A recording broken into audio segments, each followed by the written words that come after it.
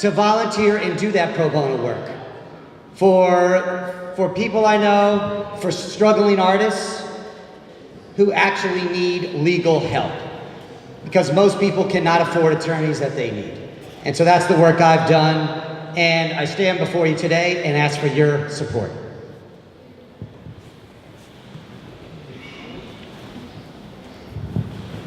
So my first involvement in community activism was actually when the Archdiocese said they were going to close my church, the Church of Nativity. It's on 2nd Street and 2nd Avenue. Me and a few of the church members, we actually got together and we said, we have to preserve this institution. Just because that's where all the abuelitas had the cafecito, where people met in the morning and recited poems and sang. And I felt like, why are they trying to close our community? So since then, I just decided to take up the fight everywhere that I can. Whether it's volunteering for Elizabeth Street Garden and actually organizing press releases and press conference, to saying, we need to have an after-school program and becoming an after-school basketball coach for MS 131. Whenever I see an issue, I just don't let it slide by. I say, I need to get involved and we have to make it happen. You know, I've tried to go to almost every protest with the coalition against, coalition from the Chinatown Lower East Side to protect the Chinatown Lower East Side because it is important. I remember 2 years ago, we went up to Gracie Mansion and hand-delivered the X-Style Tower to the mayor. And I remember a year ago, we actually stood outside of the Real Estate Board of New York gala in the freezing cold, protesting and identifying these city council people and elected officials that are walking in, taking donations. And so my commitment to this neighborhood, whether it's with athletics, protecting our landmarks, or fighting so we can preserve our community, is strong and it's unquestionable. Thank you. Thank you very much, Christopher. I'd like to ask you a question. Why didn't you mention the Chinatown Working Group plan at the MNN debate, since you've been working with them? I would have. I wasn't asked a question if I supported it or not. I've always supported in my literature and everything that I say that I'm fully support. Why didn't you say it? Given the next opportunity, and I know there's reporters here today, I will say, concretely, I fully support the Chinatown Working Group plan. I think it's the first thing that's listed on my website as well. That's why I thought you would say it. That's why I thought he would say it, because it's very important what the work that they're doing. I have gotten letters from Nydia Velasquez, Alan Gerson, Sheldon Silver, about all the work I've done in the community. I've dedicated over 80 hours in helping people with evictions across the city. In 2010, I negotiated 40 years of affordability in my development against the largest real estate holder in New York State, the Archdiocese of New York, the Catholic Homes of New York.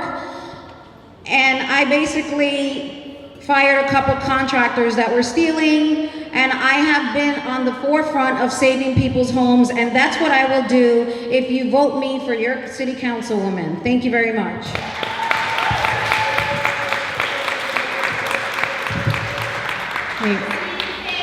So we have, so the next question is actually about the education system, and as you know, because of districting and District 1 falls between the school District 1 and 2, and so Tanya is going to be asking another question that we received. Okay, what steps will you take, this is two-parted, what steps will you take to make sure a new school is built in District 1 given the influx of families moving in?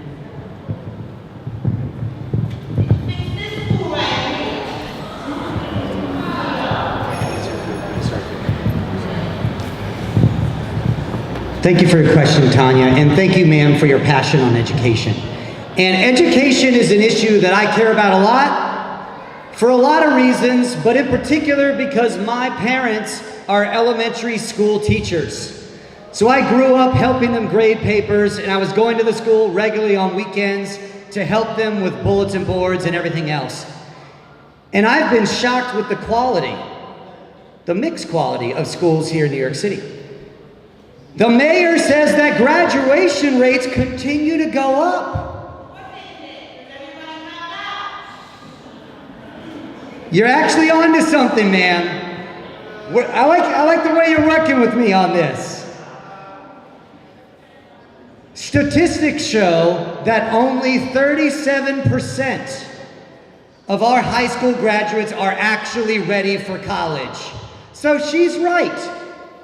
All we're doing is kicking the can down the road. We're pushing people through the system. And we should also talk about discrimination in the school system. On the west side of the neighborhood, parents, they take their 4-year-old sons and daughters and they send them to Kaplan tutoring so that they can test in the best schools. And they spend a year or two preparing their little child to get into the best schools, whereas most people in this district can't afford to do it, or they don't have time. Now, I don't want to say that I don't want anyone to say I didn't answer the question, so let me talk about your question, Tanya, which is how do we build additional schools? What I would do is create a fund.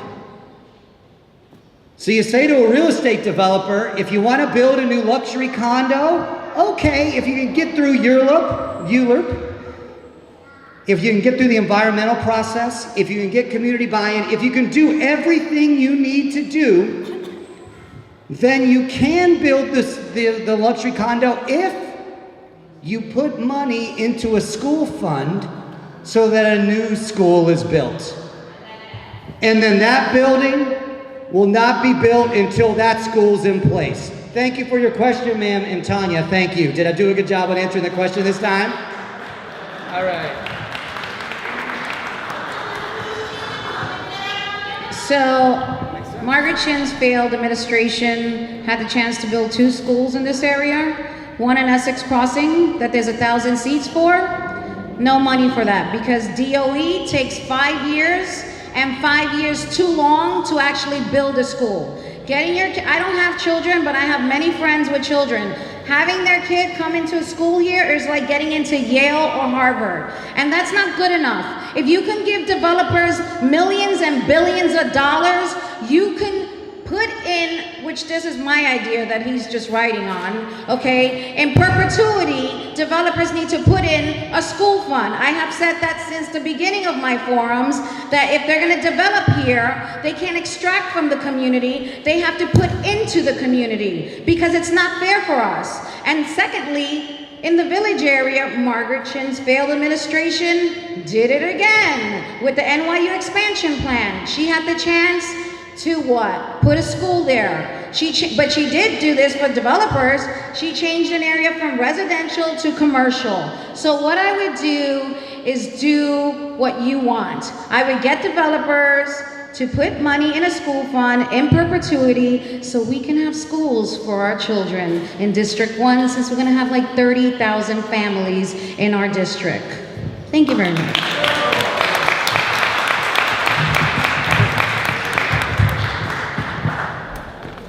What Daisha said is correct. We were promised 2 schools, one from the NYU expansion and one for Exit Street Crossing.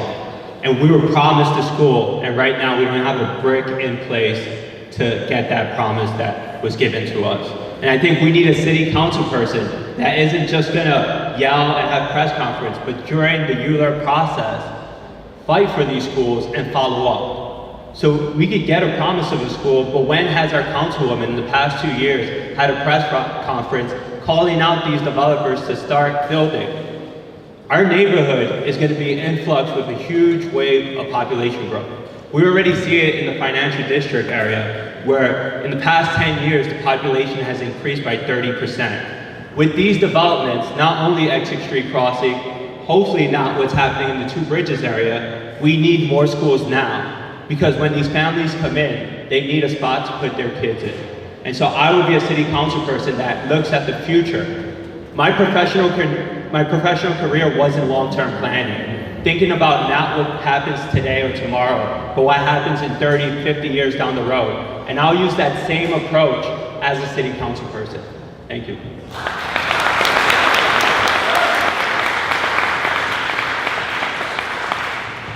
Thank you. That's a really important question, I know, for a lot of people living in this district because it might not seem related to displacement and development, but it's education is really, we have one of the most segregated school systems and also one of the, very fierce, land issues that kind of mirror that.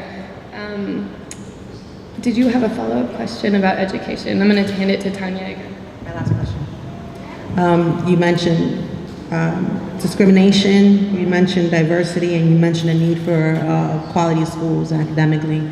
Right now, you know that there's mayoral control, and we now have a Department of Education as opposed to a Board of Education. We have really strong parent advocates such as Naomi Pena and Lila Mejias, Luke Henry, and the problem is the parents no longer have the control over what happens in their child's school. We don't have that strong voice anymore.